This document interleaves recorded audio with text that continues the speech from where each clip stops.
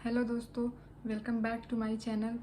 आई hope आप सब लोग बहुत अच्छे होंगे। तो आज का मेरा ये वीडियो होने वाला है हेयर स्मूथनिंग के बारे में, कि मेरा एक्सपीरियंस कैसा रहा स्मूथनिंग को लेकर और क्या क्या हुआ पिछले 1 सालों में मेरे बाल के साथ जब मैंने स्मूथनिंग कराया उसके बाद। तो चलिए स्टार्ट करते हैं ये वीडियो। तो सबसे पहले मैं आपको बता दूं कि 1 साल पहले मैंने अपना हेयर स्मूथनिंग कराया था। अभी देखिए आप लोग, काफ़ी कुछ मतलब खुल रहा है। अब वो स्ट्रेट नहीं रहे बालों में, 1 साल हो भी गया है। और तो मेरा एक्सपीरियंस तो बहुत ही ज़्यादा बेकार था। मेरे बाल जो थे वो सारे ही चले गए।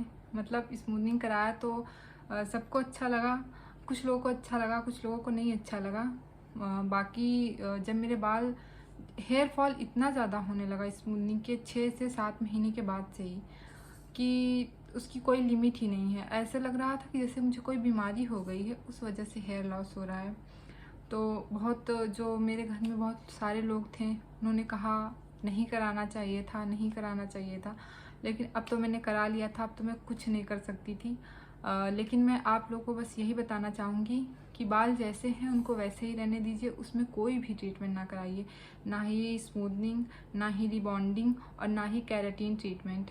आप जो भी घर पे बना के मास्क अपने बालों में लगाना चाहें वो लगा सकते हैं, उससे भी कुछ देर के लिए बालों में शाइन आ जाता है। लेकिन बाल आपके जैसे हैं उनको वैसे ही रहने दीजिए, उसमें कोई भी ट्रीटमेंट बिल्कुल ना कराइए।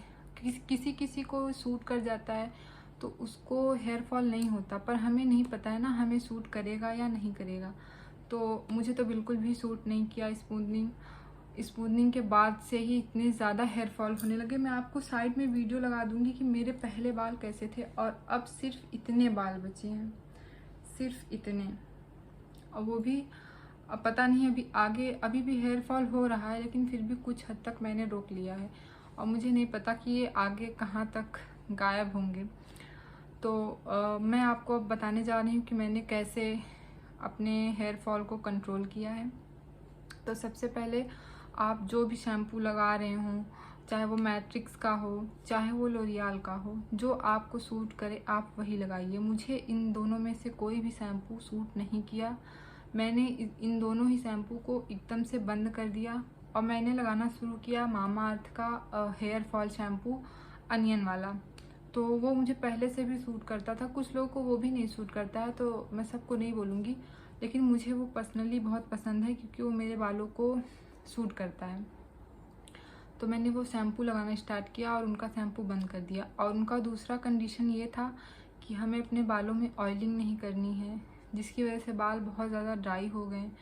तो मैंने वो भी स्टार्ट किया, मैंने अपने बालों में ऑयलिंग करना भी स्टार्ट कर दिया।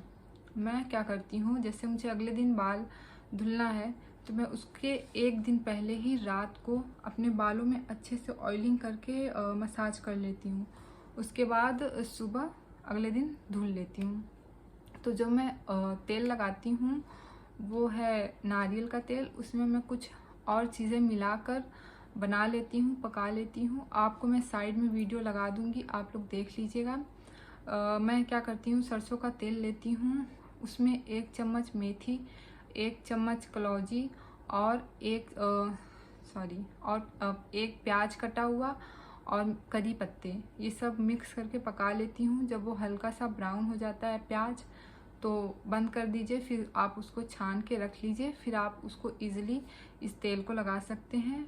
इससे भी हेयर फॉल काफ़ी कंट्रोल होता है, पूरी तरह बंद तो नहीं होता, फिर भी कंट्रोल हो जाता है।